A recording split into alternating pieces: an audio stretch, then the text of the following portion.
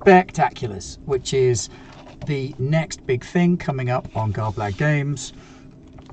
Matt and myself are going to be splitting it between the two of us. It's a tiny weeny little pamphlet of a thing. Look at that, next to no body whatsoever, but it's massive and it contains loads and loads of really useful stuff. Now for world building, there's a whole separate book, and in this separate book there are loads of different sections for setting and development and stuff like that, which is fantastic. So what the plan is tonight, I'm going to have a bit of a poke through the basics, maybe start on some of the advanced sections. Not going to hog the lot because I know Matt wants to do some of them, but there's a few that fall under my remit. Now, inside the Spectaculars game box, there are 4 of these little game pads. This is the first one I'm going to be doing, Eldritch Mysteries, and these run like little comic books. And inside each one you've got notes and information and development stuff. So for example, in Eldritch Mysteries is a spectacular series themed around sorcery, the occult and supernatural threats from our world and other dimensions. This series is inspired by stories of ghosts, demons, alternate dimensions and magic wielded by both human prodigies and ancient eldritch monstrosities. We all know how well I get on with ancient eldritch monstrosities. And so there's loads of stuff in there. The other section that I'm going to be doing is Explorers of the Unknown. Spectacular series themed around super science, exploration and incredible threats of inhuman proportions. This series harkens back to the Silver Age stories of astronaut families, inventors, mad scientists, alien invasions and artifacts of unknowable science and incredible power, which is pretty cool. Matt's going to be starting with the Streetlight Knights chapter, which is all about your Batmans, your Daredevils, your street level heroes punching crime directly, and then he gets to bring it all together with the cosmic threats level. And at cosmic threats level, it's no holds barred. Giant space demons are coming to eat your planet and excellent stuff like that. Now I've put a little dice roller up on the screen so that I can roll random dice and they will hopefully show up when they do. So I've just done it by rolling a D12 and there it is. Yay, good, it worked. Okay, you're going to need to bear with me a little bit because this is my first solo outing.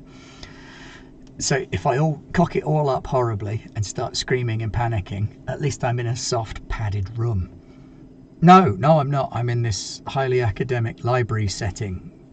Maybe I should have a little pipe. But I'm going to start then by taking a look at what is called the basics. So before playing your first issue, fill out the information on these pages to lay out the basic nature of your setting. You can do that. Now it starts off by asking what decade you want to set the story in, and I'm not going to roll for that because we wanted to go for a modern day story. We did hum and ha about the 80s for a little while so we could take mobile phones away from people, but then the hair and I can't carry it off, and I mean I can rock a Professor X, but you know, that's about the best I can do. So what I want to do is create a fictional replacement for London, so much in the same way that DC subbed out Washington and New York with Metropolis and that other one, Gotham. How could I forget Gotham? I wanted to do a London replacement. So it gives you an option for what makes this city different from every other city. So we've got 1, 2, 3, 4, 5, 6. How convenient. 6 spaces in which we can try and figure out what makes it special. So I'm going to make a roll and see what we come up with. It's a 6, which of course is other. Make it up for yourself. Themsopolis. I like it. Number 1, advanced technology. Advanced tech. Nah. Let's scrap number 1. I mean, I know that's a terrible thing to do. Yes, go with the dice rolls, Ben. Nah, fudge it. So that's clearly a 2. which means dimensional rift. Because I'm going for a sort of old worldy vibe for the first section of mine. I don't want to steal the advanced technology of the organised crime from Matt just yet. So we're going to go with the dimensional rift, which also means we get to do SE06, the Nether. Ooh. Nether realm. So that's a note that we have to do later on when we get to the end of that. So we've got a dimensional rift. A city name for the city. Now I've been thinking about this and looking into the history of some British towns and cities, and so we've got a couple of possibilities, and the development of city names is kind of an interesting one in the UK because a lot of them move from one culture to another, and then gradually the name twists as it goes. So Winchester, for example, has at various points been called all sorts of exciting things such as Wintoncaster and stuff like that. London is formerly Londinium and isn't the oldest city in Britain. That grand honour is held by the city of Colchester in Essex, not too far away from London, a couple of hours drive maybe. Was formerly called Camulogenum by the Romans and Duncamulus by the Celts before that. So I want to throw a little bit of a nod to there, but also a little bit of a nod to London. So I think we're going to go with, I was going to go with Dunham, but Dunsum. No, Dunham works better. See, sometimes words just do this flow thing where they either make more or less. Oh, that's a bit too much like Durham though then. Dunsham. No, that's a sham.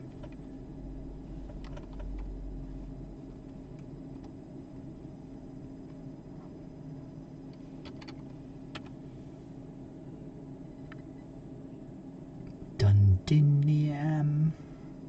Nah, too Roman. Ooh, let me think. Now, Themsopolis is quite good, but it's a little bit too Greek. So thank you for the suggestion there, Narodnixaka. Londinium becomes London. Dundinium becomes Dundum. Dum-dum? Don't want a city called Dum-dum. Dunchester. Dunchester's good. We like Dunchester.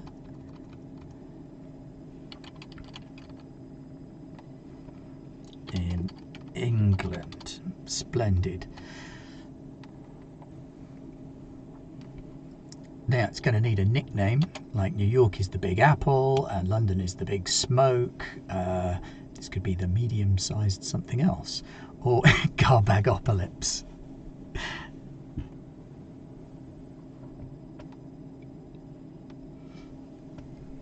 I think we might call this the nickname for our city. It's sort of supposed to be a bit capitally in the way that Metropolis is a bit capitally with that the big hole. I see you've been to London.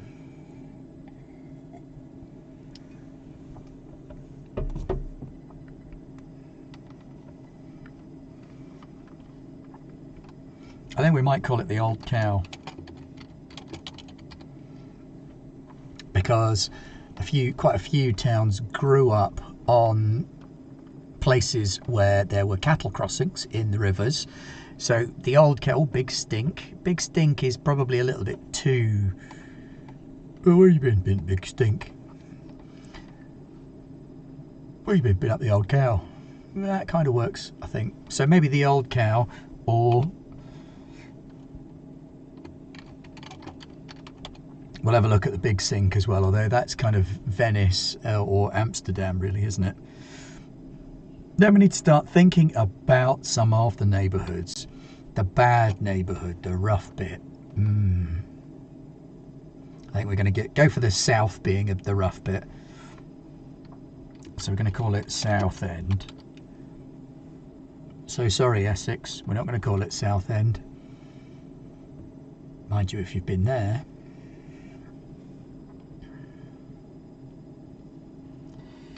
Southdown. There we go. Southdown is the bad neighbourhood.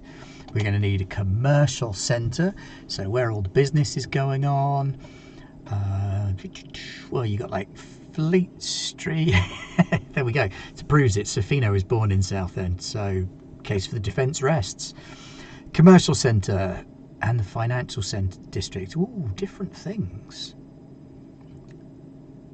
Hello, hello. Welcome. Thank you for joining us. South of the river is bandit country. I'll have you know, I used to have a lovely flat in Woolwich, just down the road, just along the river from Greenwich. Oh, so we need a witch, don't we?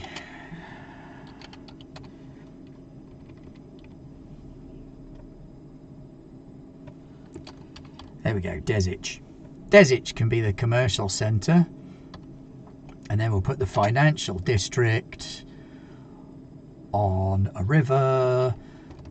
We do like rivers, not the Fleet, because the Fleet's too easy. Southend.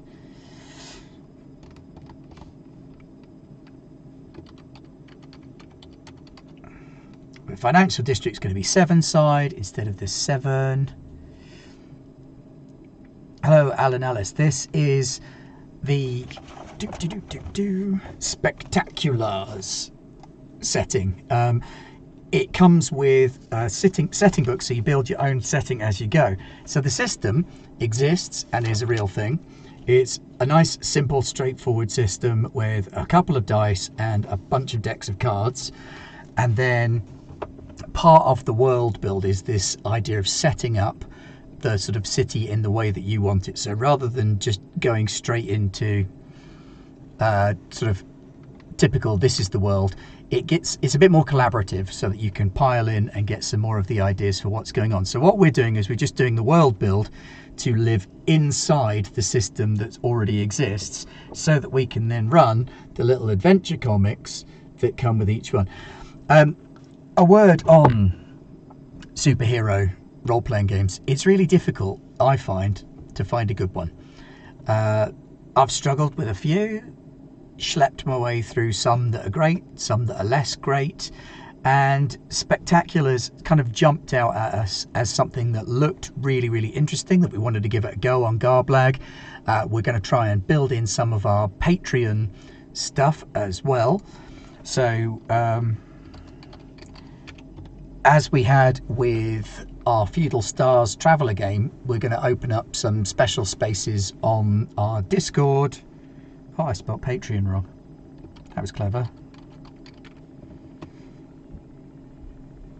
Shocking behaviour. So we're going to be on our Discord. There'll be some Patreon channels where you can be involved with some of the later elements that we might do some building on, seeing how far we go, such as the government agency. So we may have one of those. There is a Star Empire. We didn't make the system. No, the system is from a wonderful box set, Spectaculars. And who makes Spectaculars?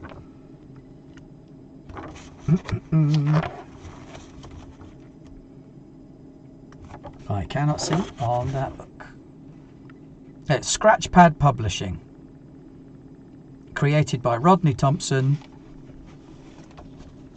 Comes in an enormous box. System is all set. You just need to build the world that you're going to play in. So it gives you scope to tailor it to your players and to your audience and to whoever's going to be involved in it. You could quite reasonably go through this book beforehand with your players and really collaboratively build the city that they're going to be heroicing in and just take it from there. Right, okay. Oh, your superhero games. Yes, so GURPS Supers, tried that first, didn't have much luck with it. 2.5 weeks of calculus to build a character, and then I built a rubbish character, so it was a bit disappointing. Some other games that I've tried have very much been quite limiting. You pick a role and that's it. If you're the blaster, you've got a power, it's blasting. If you're the tank, you've got a power, it's being hit by things. So Spectaculars gives you a suite of 3 powers. They're randomly drawn, All right, Garblag, get back in your OSR cave with your phase rip. I did have some joy with Aberrant, the game from White Wolf, early version of that, but it was quite intense to keep track of everything. Spectaculars does away with that by giving you a lovely little card tray, and you slot your character sheet in and you plug your powers in, so you've got everything right there in front of you, all spaced out and ready to go. And we wanted to give this a try because it looks cool, it looks new, it looks interesting, it looks very, very simple, but with a depth of world building that we really enjoy. World building we very much get a kick out of. I may or may not go by world builder in 1 or 2 places because I like it so much, but there you go. So what we're doing just now, for those who have just joined us, don't forget we can see you sneaking in at the back of Sharadell. We're just doing a little bit of city building, which is the basics. And we've gone through some of the very basic bits. We're looking at the old part of town now. The old part of an old town. I think we're going to call it Romeville. And a nice quiet suburb of that town.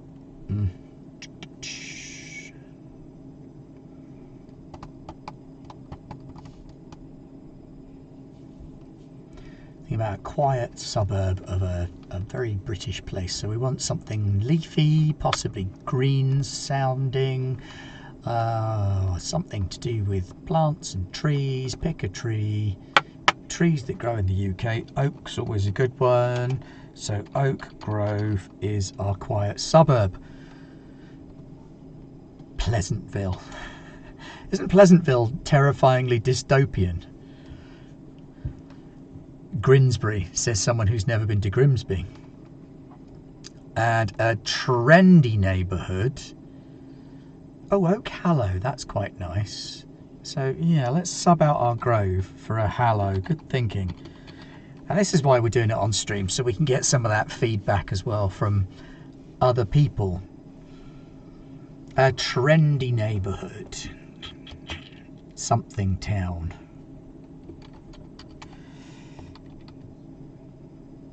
Thinking like Camden Town, like Chinatown.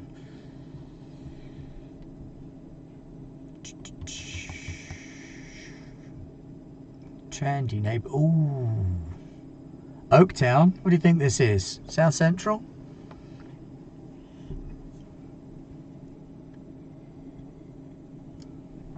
Just checking in my wine glass for inspiration. Do you know what? I'm sorely tempted to go with Bangla Town. Arasaka Town. For a Far East Asian. I was going for maybe just an East Asian, sort of India, Pakistan sort of region. It's a Merlot, Sharadell. Yeah, I think we're going to go with Bangla Town. Bangla Town is quite a trendy area of town. Lots of new music coming out of there. So there's our basic city. Bish bash bosh, modern day replacement for London. It's different because there's a dimensional rift in it. Merlot Town. It's the city of Dunchester in England, whose nicknames are the Old Cow and the Big Sink. The bad neighbourhood is South Down. The commercial centre is in Deswich. Financial district is Sevenside. The old part of town is Romeville. The quiet suburb is Oak Hallow. And the trendy neighbourhood is Bangla Town. Splendid. Right, and then we go into looking at some landmarks. And some of the landmarks that we're looking for are government buildings.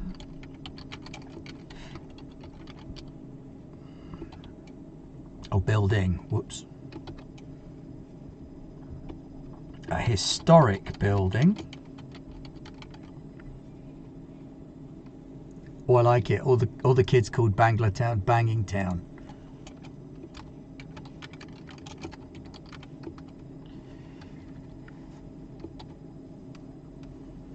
Oh, Bangtown's even better.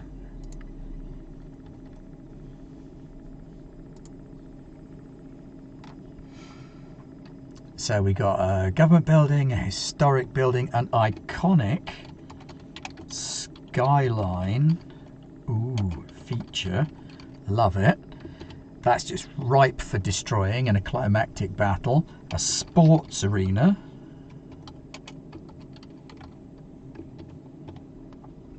We need tallest building.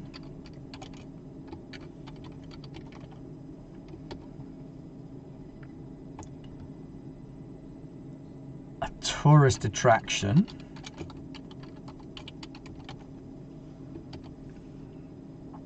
And then we can throw in any others as we want to or not. I'm looking at the dimensionally displaced pub and I'm liking that. So tourist attraction, the dimensional anchor,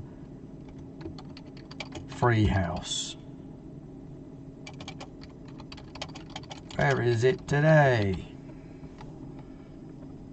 Good shout. Historic building.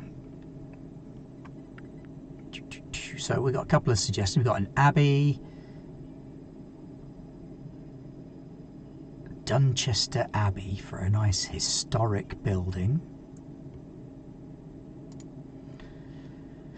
I think historically we kind of need it to be a palace, don't we, really?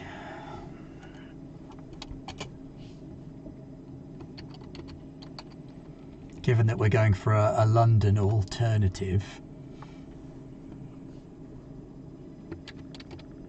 So I think I'm going to go with Rookham Palace, and then we'll blend a few bits of Buckingham Palace and a little bit of the Tower of London, and we'll put the rooks there. For a government building, do you know what? Let's make Dunchester Abbey our government building. Formerly a place of worship, now a seat of governance. An iconic skyline feature.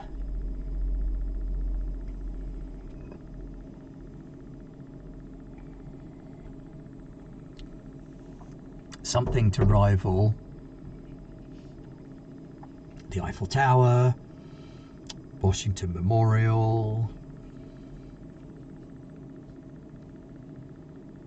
London Eye, but something a little bit different. I also think something fairly modern is probably called for.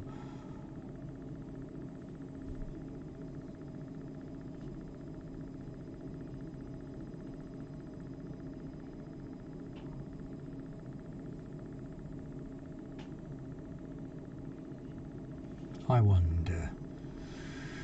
Might have to come back to that. Sports arena. Ugh. Sports ball.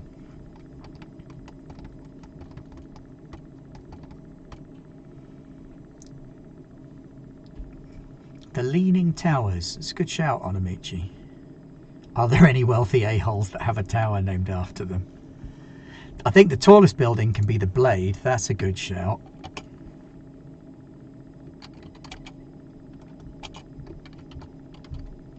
And there's your rich arsehole right there. Several cities have Space Needles. I think we might go for... Oh no, we can't have a T-shaped building because they did that in Teen Titans. Also a building with a big T on it sounds like 45, doesn't it? Vertical gardens. I like vertical gardens. I'm putting that in as an other.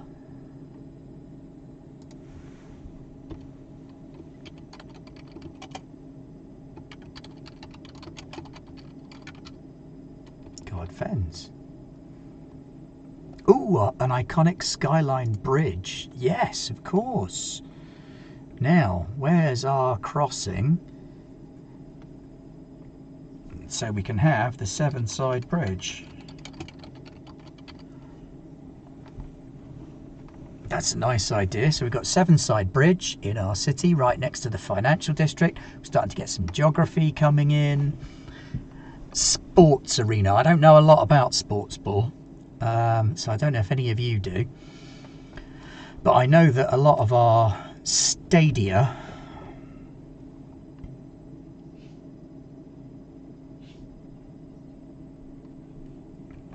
A triple stadium.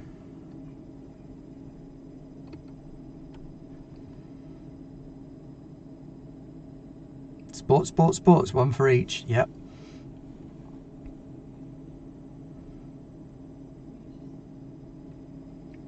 So we've got Tri-Stadium Dome, and it's a stadium. It's 3 stadia in one, in little interlocking loops with a big dome over the top for 3 different. Yeah, a lot of that's true over here as well, Aaron. Most stadia are now. Soccer can still be a big sport here, yeah. I know that one of the biggest ones in London is the Emirates Stadium, because people that own the airline also own the stadium, so there's that. So I think we've got some basics. Oh, Sofino, you don't start that on a role-playing stream. Come on, we're better than that. So we've also got a vertical garden. Baseball in England? I shouldn't think so. What would Pete's character from Masks of Nyarlathotep think? The Sinkside Sorcerers. Nice. Okay, so now we need to think of a couple of words that laser cricket that describe how the city feels. Now we've got 15 possibilities. So I am going to roll a d4 and a d12, 3 and 9. 1, 2, 3, 4, 5, 6, 7, 8, 9, 10, 11, 12, -1, run down.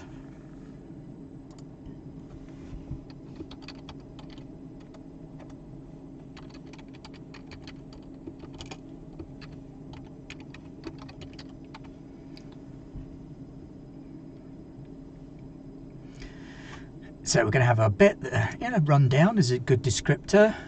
8, 7, 1, 2, 3, 4, 5, 6, 7. Oh, dystopian.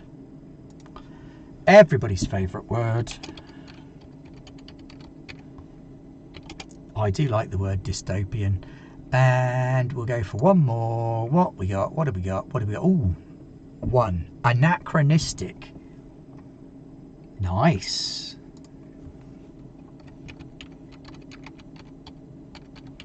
I like that. So it's got this sort of blend of old and new kind of mashed up together, with the dystopian bit probably defo Running Man if dystopian. So there we go. How common are powered heroes? They're everywhere. You cross paths from time to time. Or I saw one once.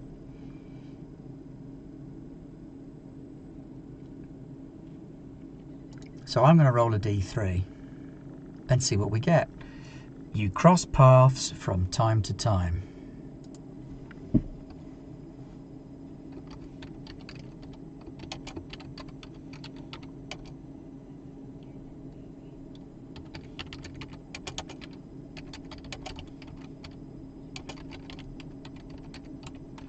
So people would have seen them. What does it say here? For though not an everyday occurrence, a hero sighting isn't that unusual for most people. So most people will have seen them at some point, which is pretty cool.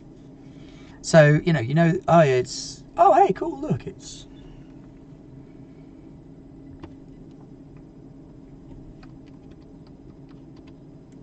Now what else have we got? How often do superpowered villains menace the city? Villain of the week. They show up every few months, or a rare appearance.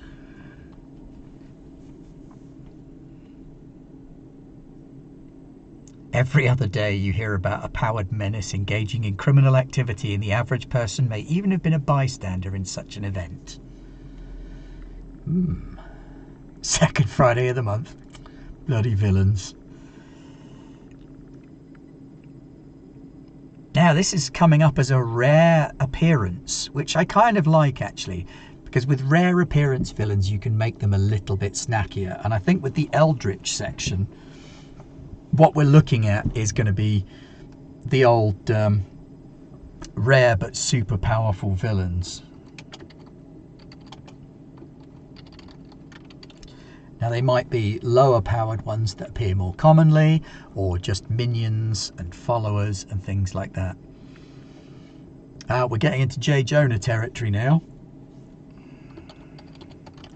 Feelings about heroes. Now the choices here, we've got they're great. Costumed heroes are role models to be admired. They protect the city doing what authorities can't. Respected but warily, they do good things but are also dangerous. What gives them the right to work outside the law? And then, these so-called heroes are a menace. All powered individuals are dangerous, and the heroes cause as much damage as they supposedly prevent.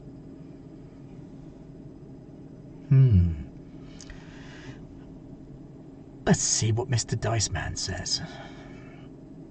Mr. Diceman says, wary respect. I think wary respect is okay. It also doesn't then impact my player character's public reputation tracks. You have a number of reputation tracks in Spectaculars. One of them is the public reputation, so it's what the general people think about you, but then you also get reputation tracks with organisations, government agencies, the police, things like that.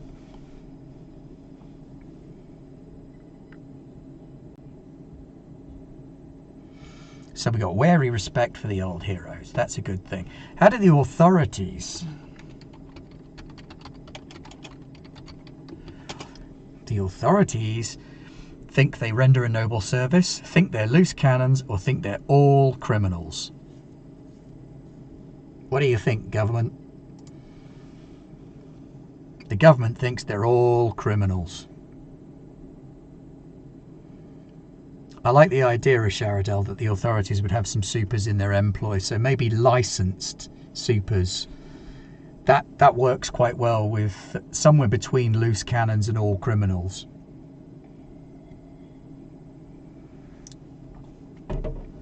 So we're going to go in between on there because I like what you've said there. We're going to go with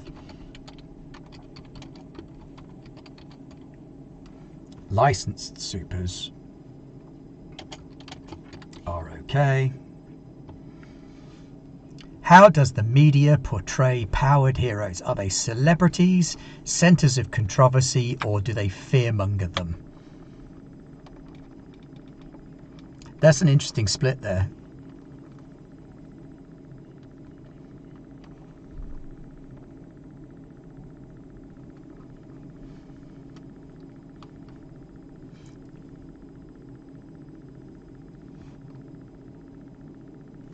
So media representation. I think we might go with all of the above actually.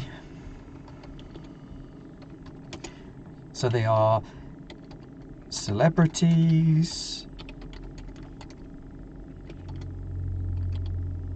controversial. Oh good, I spelled controversial right, that would have been embarrassing.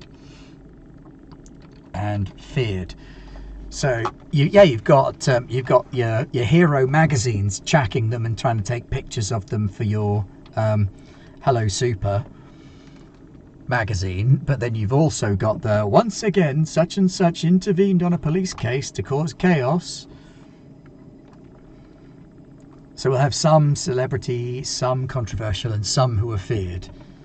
Movie stars that are actually supers, yeah, totally scans, makes a lot of sense. And how often do superheroes die in the line of duty?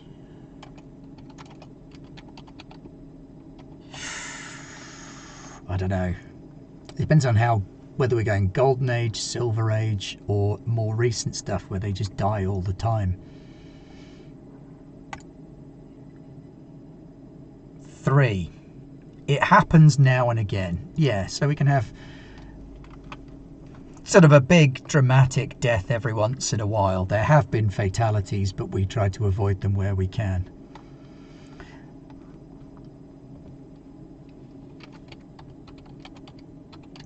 Then we got a question. Are there tiers of heroes? Do they retire? So there are sorts of tiers of heroes.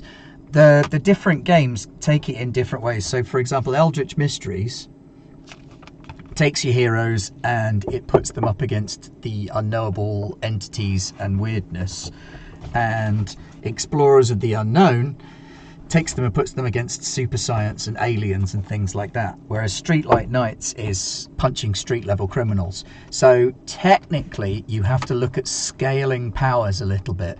So for instance, if you're starting with Streetlight Knights, your super strength might just be a magnifier of human strength. So if you have super strength, you might be 3 or 5 or even 10 times stronger than a normal person. But in some of the later ones, your super strength scales up a little bit more. So instead of having super strength, I'm strong as 10 men, it's like I'm strong as 100 men. And then when you get to the Cosmic Clash, it's like I can punch through mountains. So it's like, imagine the evolution of Superman, if you like. Early days, he was barely able to pick up a car. He could jump over buildings, he couldn't fly. He could run about as fast as a train in the 40s and 50s. But then you've got him now when Superman can fly and punch through mountains and all of that stuff. So, yeah, Aaron says Power Man as opposed to Thor. So in Streetlight Knights, you're looking at Power Man, your Luke Cages, your Iron Fists, your Jessica Joneses, your Daredevils, your even Spider-Man sort of sits on the edge between Streetlight Knight and a higher level one, whereas Thor could quite reasonably crop up in Eldritch Mysteries because he gets his power from being a godlike being. Fantastic Four would get their powers from Explorers of the Unknown, things like that. So there's an element of scaling that you can play with as much as you need to. Right, and there we go, that's the basics. We've done the basics. So now we can start picking out some other bits. Then we got several subsections of development. I know we've got to do SEO 6. So I am going to stick a page break there. And then I'm going to look at SEO 1. The powerful artifact. And I know I've got to get to SEO 6. The Nether Realm. At some point. I might do some of the others as well. But probably going to focus on the ones that are going to be most appropriate to looking at the level that we're at, which is the Eldritch stuff. So we want to look at the mysticy, dimension-y bits and pieces at this stage. So use this page to create the details of your setting's powerful artifact, an ancient and arcane device beyond all human understanding. This artifact will be sought after by many, both good and evil, for it contains within it great power and the key to unlocking the secrets of the cosmos. Examples from popular comics include the Cosmic Cube and the Ultimate Nullifier from Marvel, and Mother Box and the Helmet of Fate from DC. So fairly mingy super items.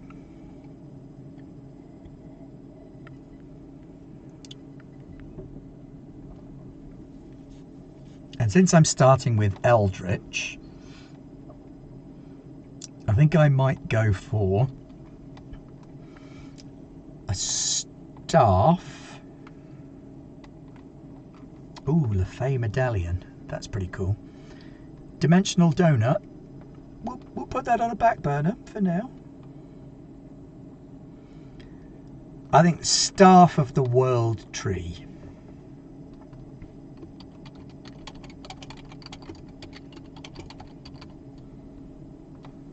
Is going to be our powerful artifact. And what we got? 1, 2, 3, 4, 5, 6. 3d6s. Which gives us chrome, no. A pulsing, no. A golden, ugh. Those aren't great.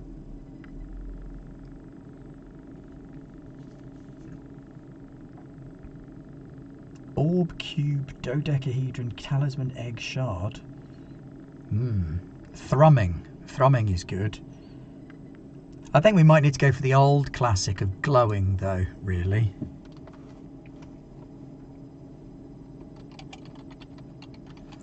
But yes, I like the idea of the resonation inside your chest when you pick it up. But we're going to go with a faint glow. Yes, the Yggdrasilian splinter. Nice.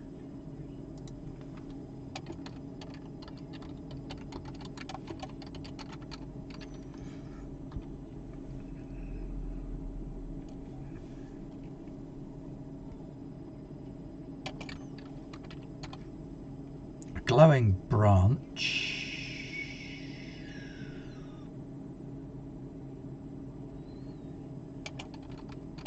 That resonates when touched. There we go. Now, what makes the artifact dangerous to be around or hold? Well, I think we can rule out strong radiation, because that's a bit meh. What have we got? Strong radiation, intense heat, disrupts brain waves, causes mutation or rapidly ages organic matter. Nice. I'm going to roll a d4 because I don't want radiation.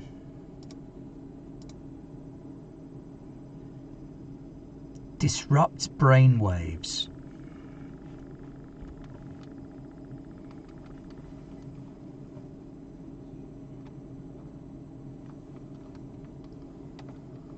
Yeah, I mean, a good villain should hire Captain Obvious.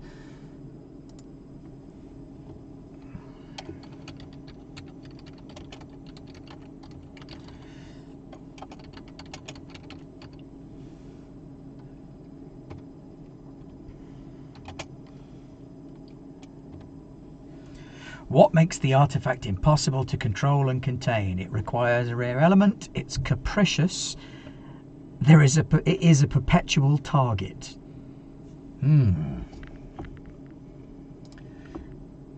Removes life force. That's the rapidly ages organic motor one. Induces confusion, absolutely. I think it might be capricious. It's got a mind of its own.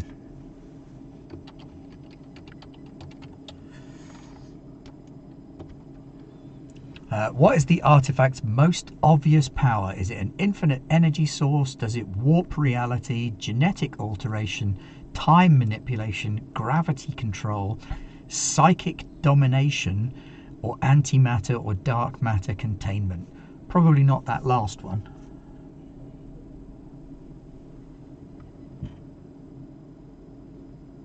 It's 100 feet long. Somebody's been watching too much Monkey.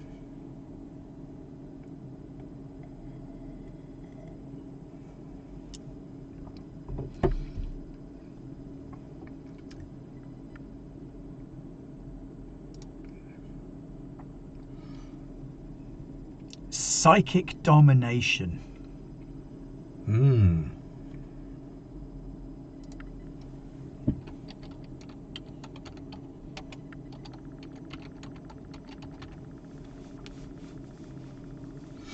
Yes, it can reach through worlds, so maybe we'll scrap the psychic domination. What chat's coming up with is better. So dimensional travel.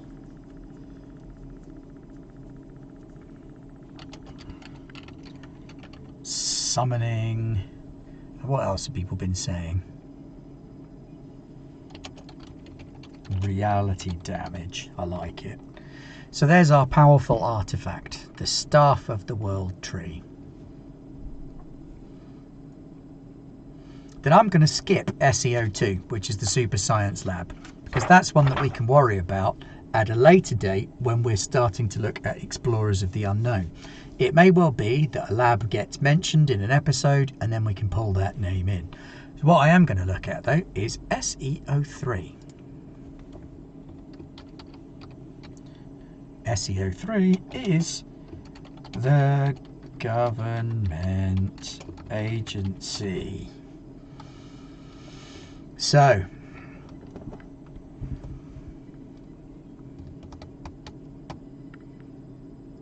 yeah, government agency. This is one that people are going to want to get stuck in on. Use this page to create details of your settings. Government agency tasked with policing superpowered individuals. The agency may be friend or foe to most heroes, and it represents the strongest government presence in the daily lives of most super teams. Examples include S.H.I.E.L.D. from Marvel and Checkmate from DC. Excellent. So we're probably going to want some kind of... Well, we're looking at a British government agency, so let's give it an MI rating. And we're going to call it MI 7.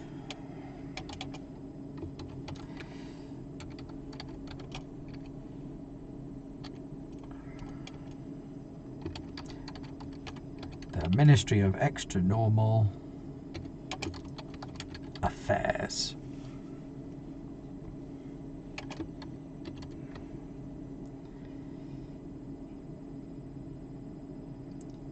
AKA Spooks.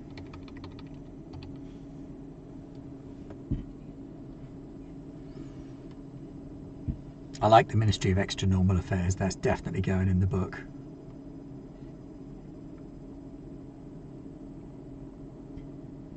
MEA. Mea culpa. Mea maxima culpa. Ego te absolvo. So they are MI7. The Ministry of Extranormal Affairs, first appearance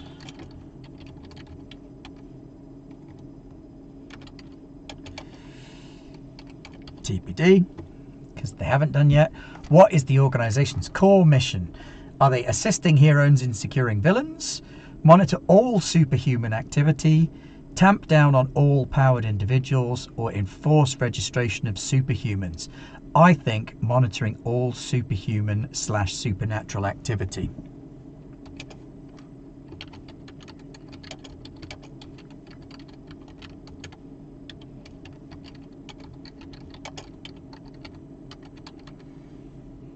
They're probably a little bit snowed under with all these heroes. How do the agents dress for field work? Black suits and shades, fatigues and body armor, jumpsuits and utility belts, military dress uniforms. Those are quite American options.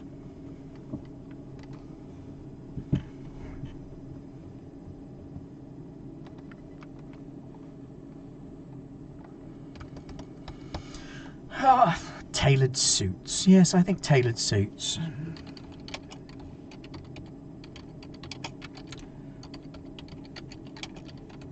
It's all getting a little bit Kingsman.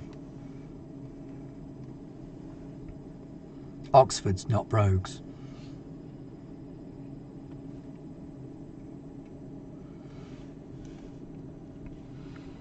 Under what authority do they operate? National, international, private funding, government charter, or off the books? I think we're going with national, worst kept secret. So officially they're secret, but unofficially they're not secret at all. Everybody knows exactly who they are. Are they competent? Most of the time. I think we're looking at an agency who have a job to do, and they're going to do it as competently as they're able, despite being normals. Where is their organisation headquartered? Massive standalone compound? Nope. Cutting edge mobile facility? Nope. Inaccessible remote base? Nope.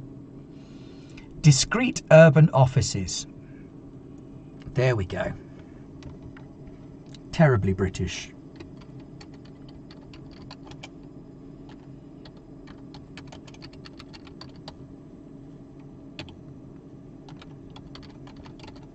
And I might give them their own little underground network as well.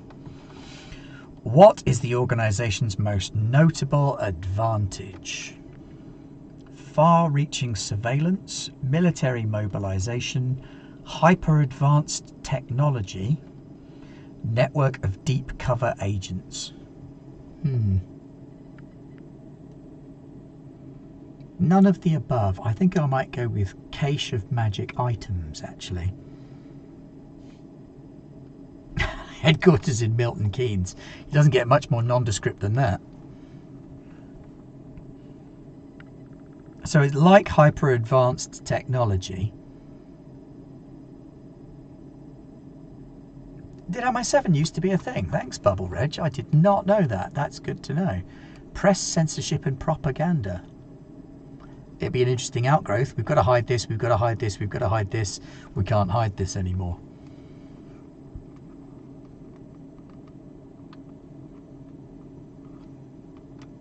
MI13.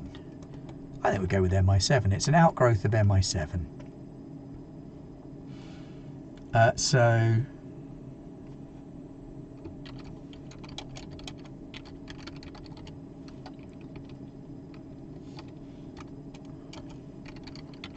cache of magical items being their advantage. Now that doesn't have to be like full-on magic. It could be like Asgardian magic. It's technology that's so far advanced that the people don't recognize it. Now let me think, what else should we do? We've got SEO4, the bad neighborhood. Might skip that one for now. Save that for another time. We've got Super Prison for SEO5. Again, I think I'll jump past that one. And we'll go straight to our Nether Realm. Who doesn't like a good Nether Realm, eh? So, the Nether Realm. This page is where you will create the details of your world's Nether Realm, a dangerous place of existence filled with magic, monsters, and impossible reality-defying spectacles. Examples from popular comics include Limbo from Marvel and Hell from DC. Nice. So, name. First appearance. Well, that's going to be TBD.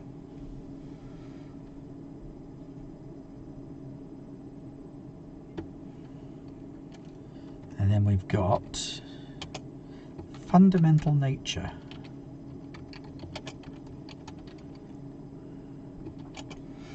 And this one is a 3d6 one. 1, 2, 3. 415. 4 is a jagged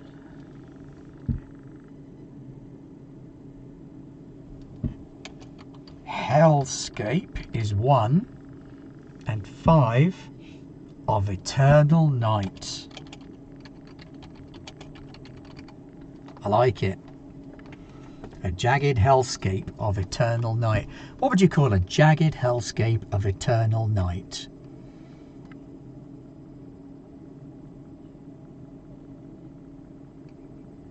Oh yeah, absolutely. The British Museum's definitely got something in it that can open up a gate. It's not a anomaly. Says, I would call it home. And I would live there. With my cat. Slough. I'm assuming you did mean slough and you didn't mean slough.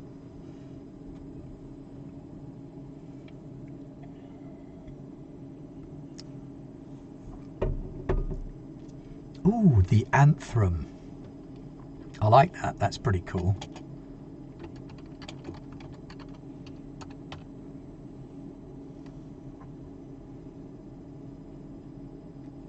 But I might... Ooh, Shriven Realm.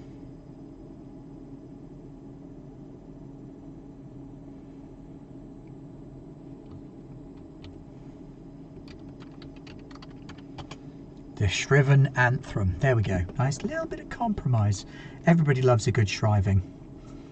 So the Shriven Anthem.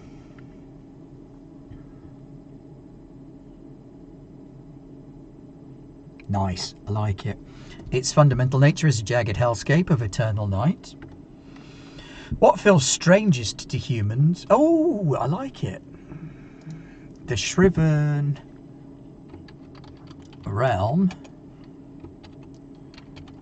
contains the anthem.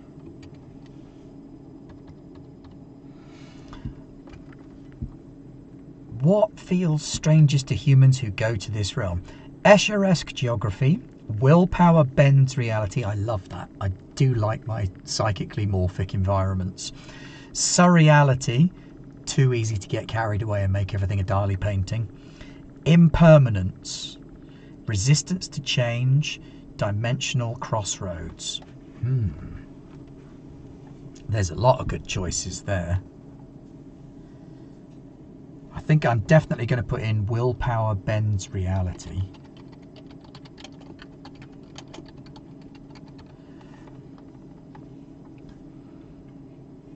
And I think we definitely need it to be a dimensional crossroads as well.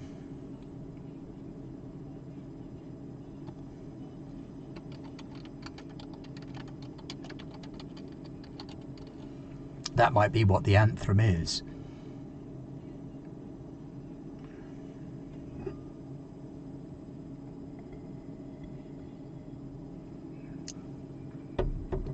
So it's a dimensional crossroads where your willpower can shape your reality. Other than demons, what creatures inhabit this realm?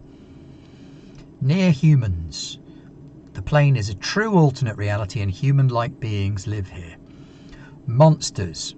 This plane is where many of humanity's mythical monsters are born and is filled with terrifying creatures. The restless dead? Nah, overdone. Dreaming humans. I think it's got to be monsters.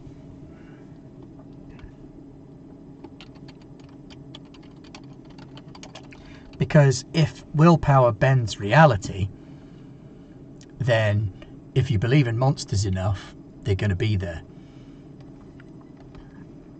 Also, the monsters that did used to live on Earth maybe were exiled to the Shriven realm, hence the shriving part of it. Yes, and dreaming humans can be a result of the willpower bending. I like it. Yay, monsters. The shadow of humanity's nightmares. Exactly.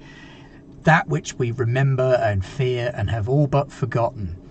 That which has been shriven from this realm passes through to that realm. Nice. What's special about magic here? Is it far more powerful, dangerously unpredictable, corrupting, or pay a steep price?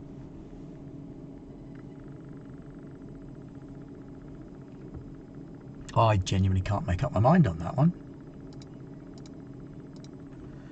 What we got? 1, 2, 3, 4.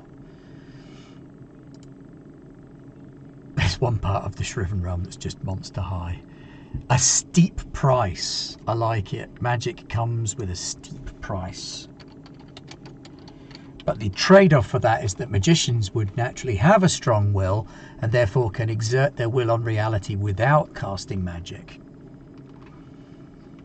The price is that if you want to use actual magic, you have to lose something or give something up. Your senses, your blood. A relationship with someone. That's cool.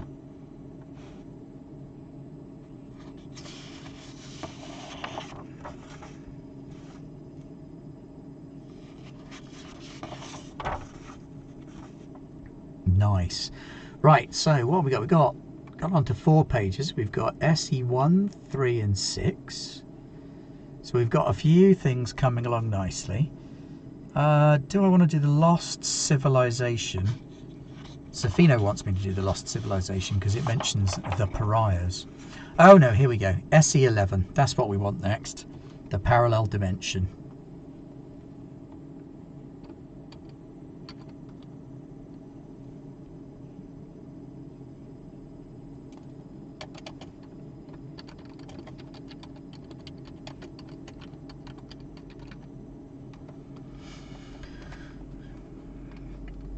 yeah, the staff would work in that dimension, which is probably why our big bad is trying to get hold of it to take to that dimension to wrest control of hell.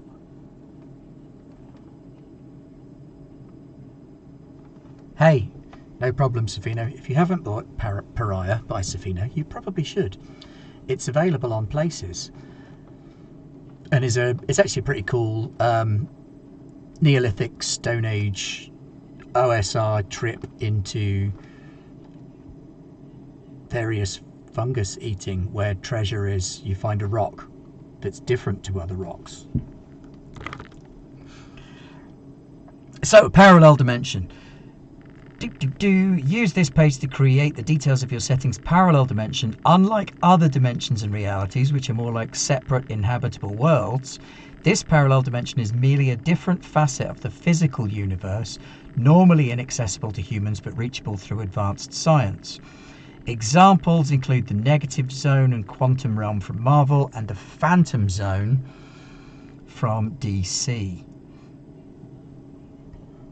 So, the parallel dimension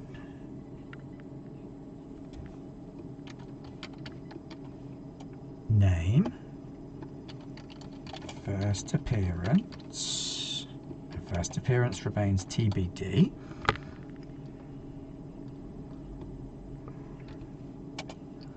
The nature of the realm is one of the first things we've got to decide on.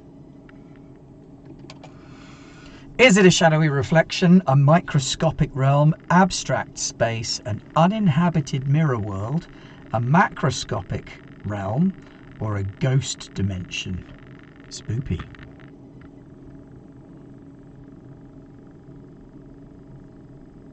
I'm liking the Neverwhere. Yeah, there's another vote for me for a Neverwhere alternative.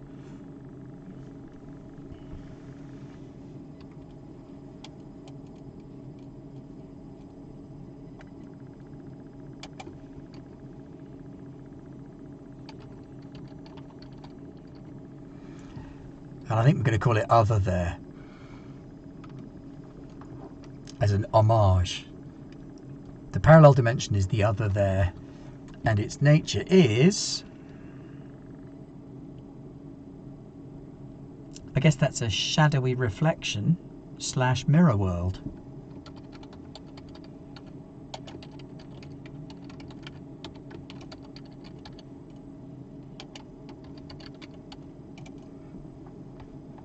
With literalism, because a lot of the stuff with Neverwhere was that it was literalism, wasn't it? That took concepts like Blackfriars and made them a group of people who were friars who wore black.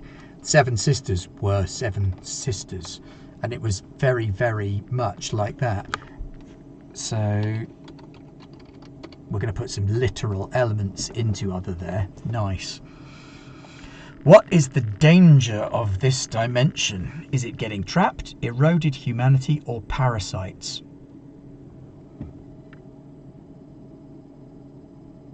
You actually have to mind the gap because something lived in there. Yeah, absolutely. So what do we think? Do we want parasites? Do we want loss of humanity? Or do we want getting trapped? I got to say, I'm a fan of parasites. Not having them, but their existence.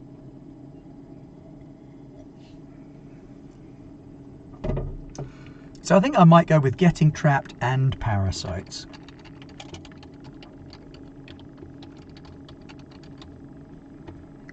Because they're both good. How does one access this dimension? Oh, Sharadel, that's just mean. Those ant-infecting fungi. The cordyceps fungus, Narodixeka, will now run screaming from the room.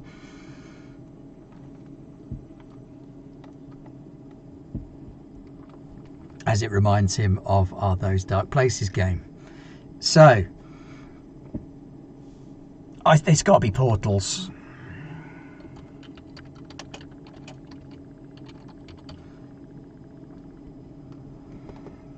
Definitely accessed by portals. Well, that's actually 11. We're kind of stacking through some of these at a decent rate of knots. I think we could probably fit in a couple more while we've got the stream going. It's not going to kill anybody. Pat can draw parasites. That's also true. Pat is excellent at drawing, as can be seen from Changed Stars and Descendants of Darkness. Portals can be in subway bathrooms. They could also be in the British Museum. Liminal spaces. Best phrase ever. Now, do I want to do a Forgotten City and make it all magical? Or do we want to do the Mystic Order?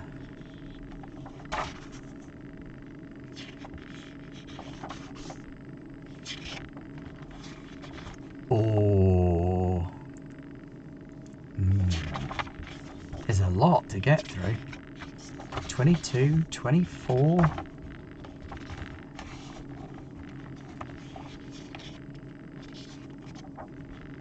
Oh, there's NPCs. After a while, there are 30 sections of this book to fill in. So, your call, chat, really. Do we want to do the Forgotten City, the Mystic Order, the Pariahs,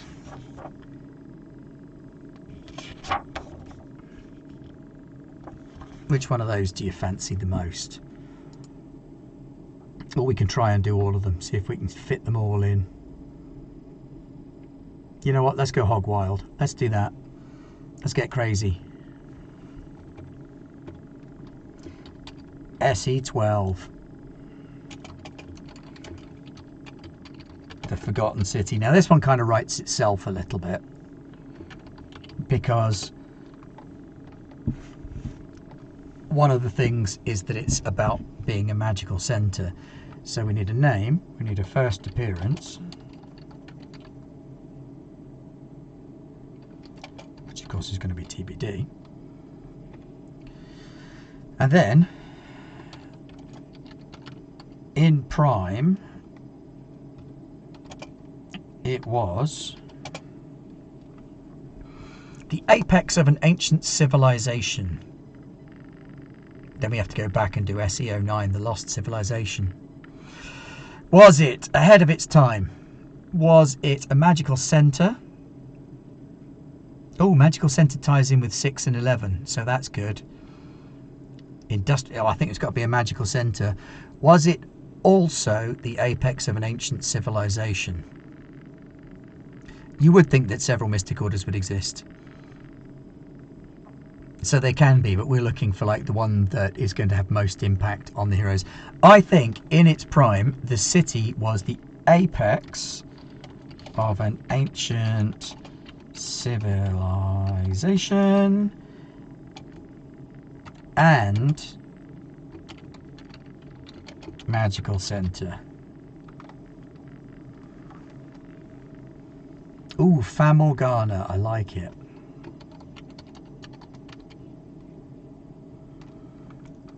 Famorgana is the name of the Forgotten City.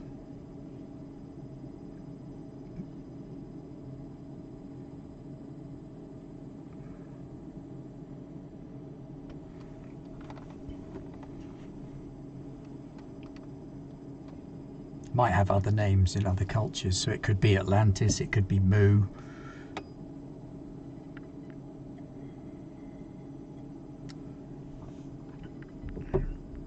A bit of Utah Saints in there. Oh no, it was KLF, isn't it? Justified Ancients of Mu Mu. Silly me. Wrong band. What state is the city in now? Ooh, this is a fun bit.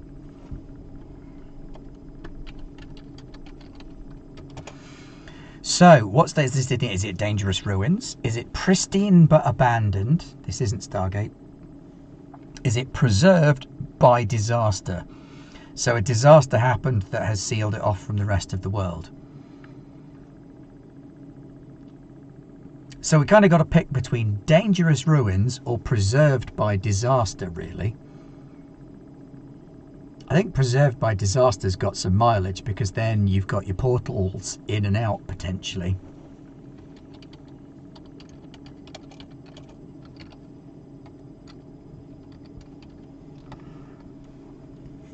Not preserved, preserved. honestly.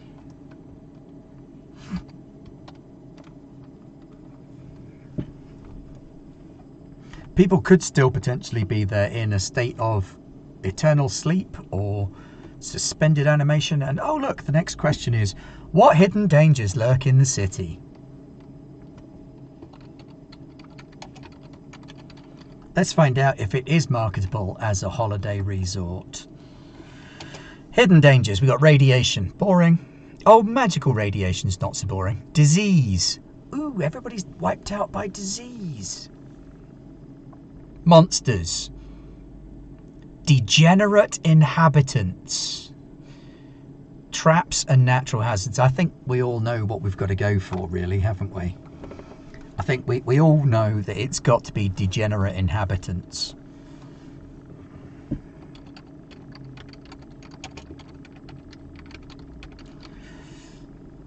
So while there might be some of the original inhabitants still there as well,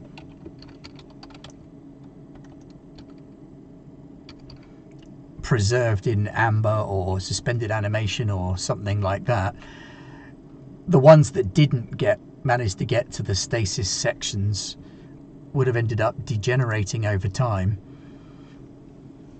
And then we can have a disease there as well. Magically transmissible diseases. That's a nasty thought. And what secrets can be plundered therein? Immortal aristocrats that have gone batshit crazy. That says vampires to me. Degenerate inhabitants via disease. It's disease vampirism. Nice.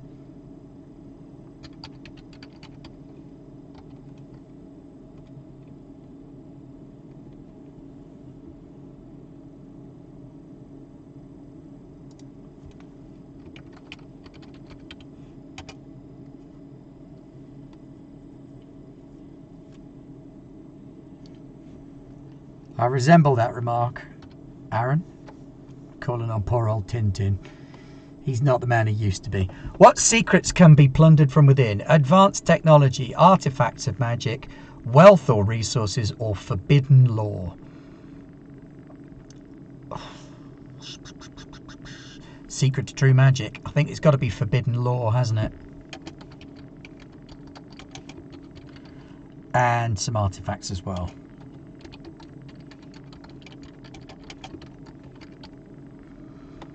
So that's both of those bad boys. Nice, like it.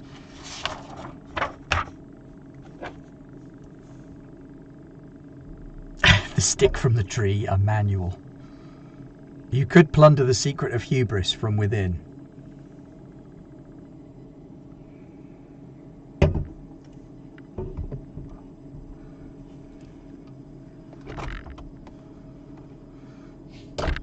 Okay. Section 13.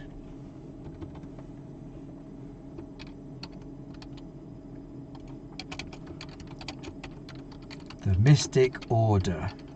Now this is another one that is going to be a playable option for people on Discord, I feel.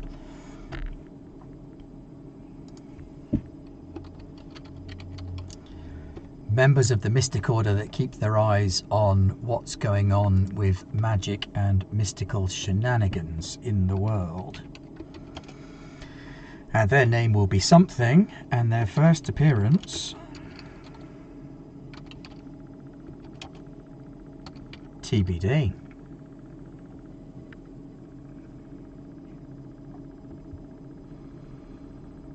The name of our Mystic Order.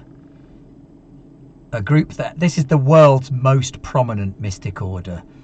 So they have extensive knowledge about magic and the occult that can be called on by aid for the heroes.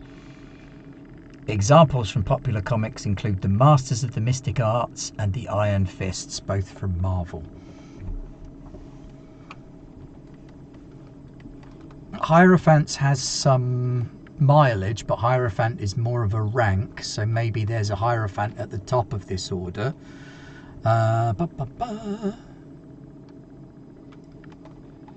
Ooh.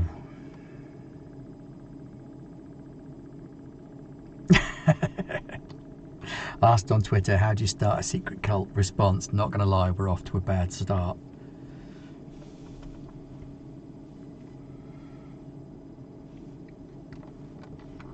I think they are the ancient and hallowed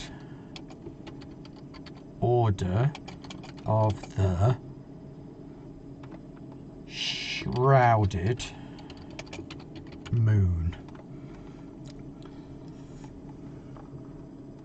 Yeah, ancient and hallowed order of the shrouded moon.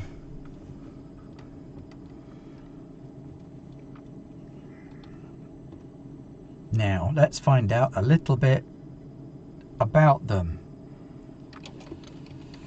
What form do they take? Are they a monastic order, a warrior tribe, a blessed family, a secret religion, or a scholarly tradition? So I think we've got to choose between monastic order and scholarly tradition here, really, haven't we?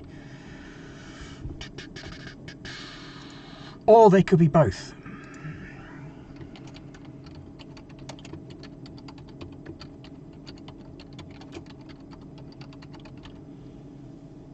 Or in fact, they can be a scholarly tradition and there might be another one as well. So yeah, they can be a scholarly tradition. Hermetics.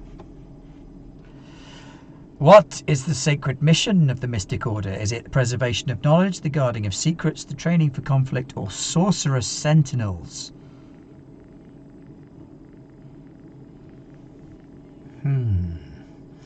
Sorcerous sentinels is a little bit too Masters of the Mystic Arts. The guarding of secrets is probably a good one.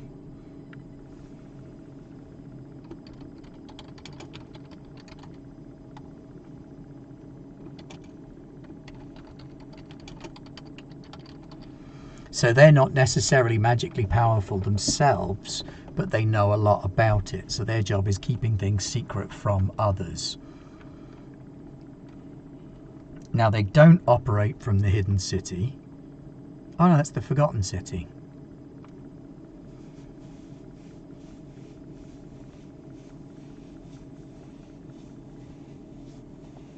That's how you keep a secret. What are you guarding? I can't tell you.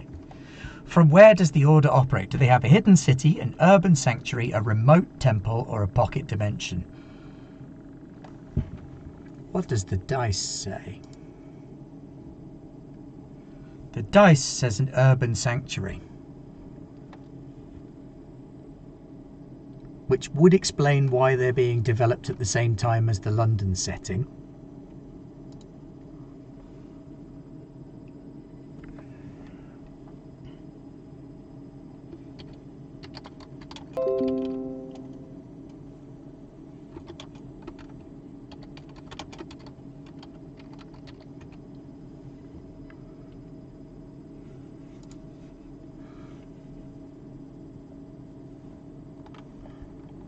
Beneath the museum is a good shout.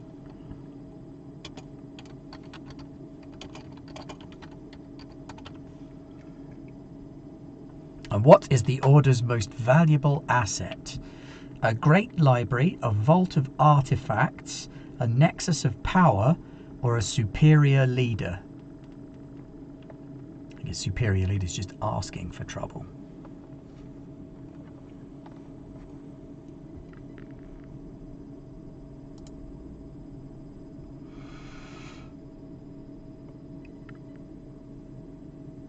Oh, vault of artifacts.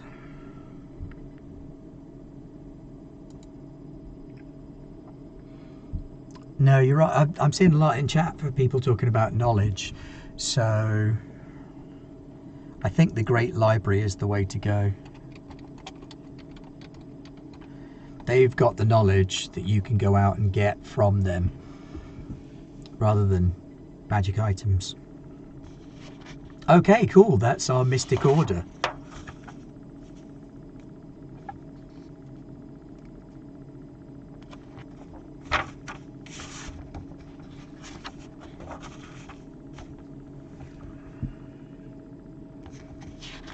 And I think that will probably do us for now. Oh no, here's one we can do. We'll do the Secret Society.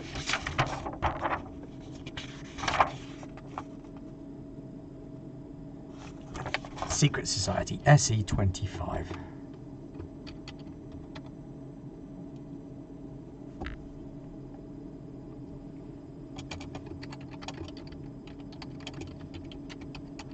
Because the Secret Society could potentially be opposed to the other one. So,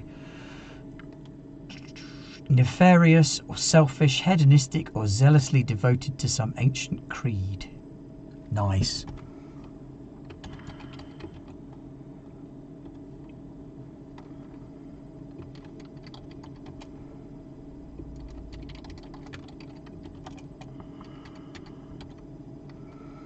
So we need a name for our secret society. An offshoot of the Inquisition. So we could literally call them the Committee for the Doctrine of the Faith.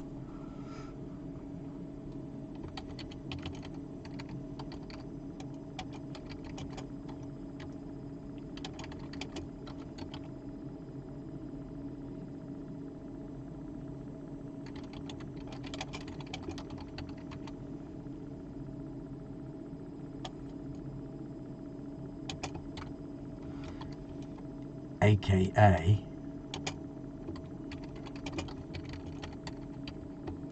the committee. And then we can have them present as though they're like a business group or are doing it for personal wealth or something, and actually they're fundamentalists behind all of that. That works. I like it. Trying to destroy ancient knowledge. Down with technology. Down with magic, up with technology.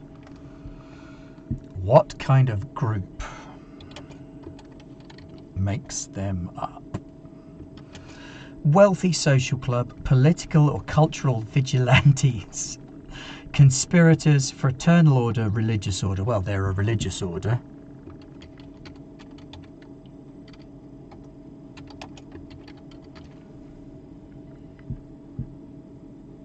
But they're also kind of cultural vigilantes. Trying to steer culture in a direction that they like. How does one join the society? Birthright membership, exclusive invitation, prove yourself worthy, blackmailed into it, major financial commitment. I think exclusive invitation. Because exclusive invitation can then include any one or more of the others. So you might know someone and want to get invited, and they're going to prove yourself, or give us a big wad of cash and you're in. Or you might be invited because your granddad was in them. You might be invited because they've got something on you, but they want access to things that you can do. What do members get out of the group? So the benefits of being in this secret society, it's not a hedonism and vice one. I think political influence is the main one that they're going to get. Access to powers? No, probably not. Material gain? Possibly. Living above the law. Living above the law. So I think political influence,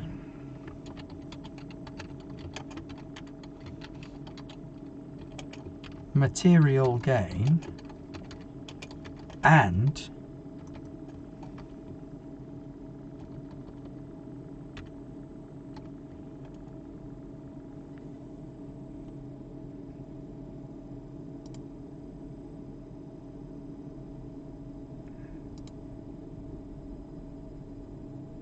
oh, hold up. Just making sure that the stream is still running okay.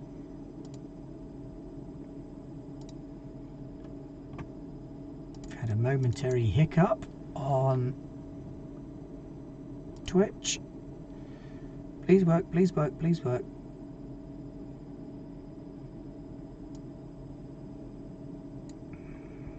Okay, good. Looks like it is still working. Was momentarily worried, but it looks like everything is still running okay. That would be typical. Just as we're coming to a decent ending point. Why is it not giving me the option to watch?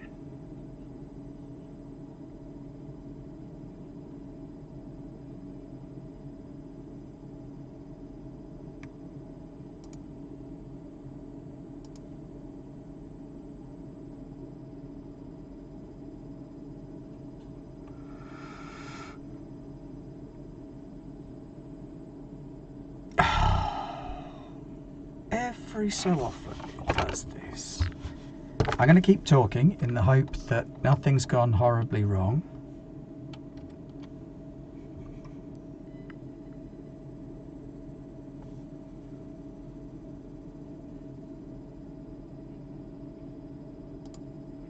I see what the problem is. Looks like it's Discord trying to wake itself up. Bear with me, I'm trying to get back into things so that everything runs for just the last few minutes. That's all I ask. You don't have to last forever. You've just got to last a few more minutes. If all else fails, this may crap out on us completely, but hopefully that won't be the case. If you are watching along on YouTube afterwards, I apologise for the temporary technical glitching that we seem to be suffering from. It looks like it is struggling with my browser right now.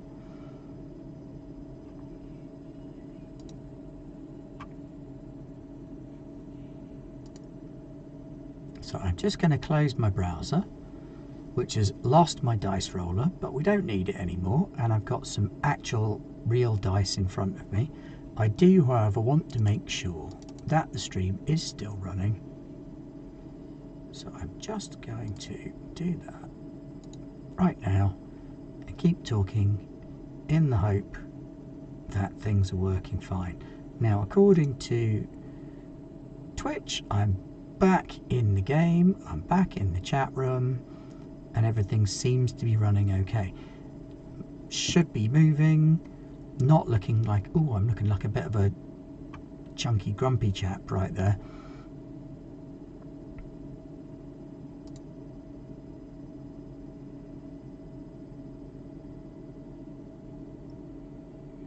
So the picture does seem to be frozen. So we've got our material gain, and we got political power, SE25, and life above the law.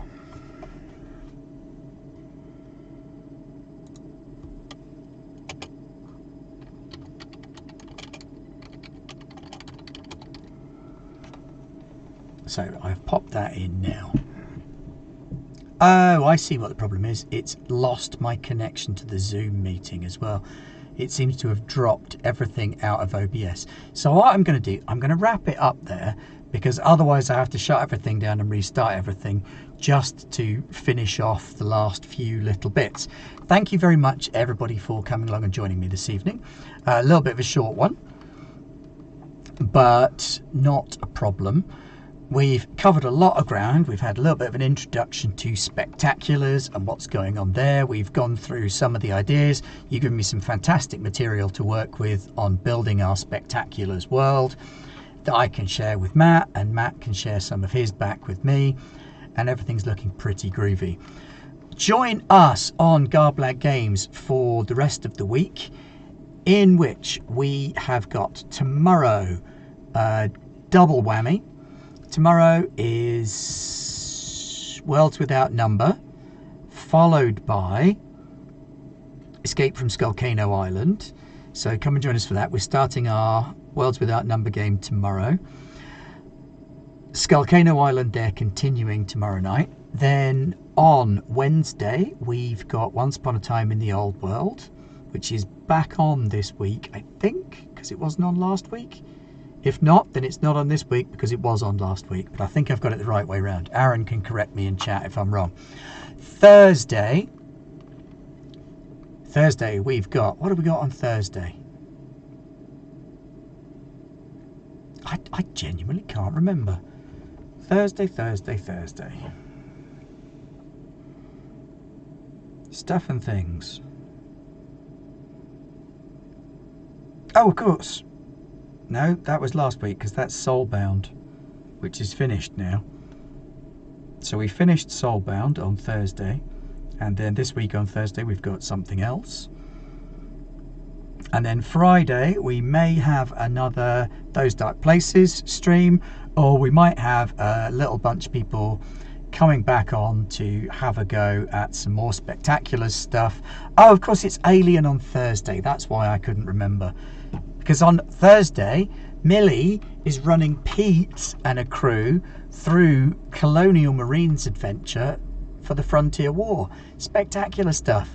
Come along. Make sure you've saved all the groats you've saved up from today can be spent profligately on Thursday, keeping everybody alive in Alien. So that's the week ahead. Stay with us. Come join us for all of those merry shenanigans. We will see you back in chat at various points. In the meantime, don't forget to check our Discord, our Patreon, YouTube for stuff that's past, catching up on things that are going to be coming up. Come and check us all out on there. Join our Discord, full of lovely, friendly people doing nice things.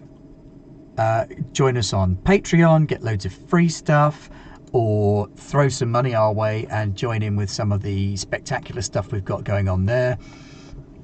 The latest Garblog is coming out shortly, I promise.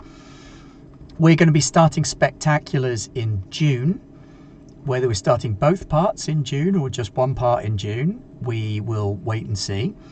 And then we've got lots more stuff coming up in the near future after that. So stick with us on Garblag Games as we continue to grow our hegemonic growth across the entire face of the planet. Asia and Asia Pacific are next on the hit list. Thank you very much for joining us, and good night.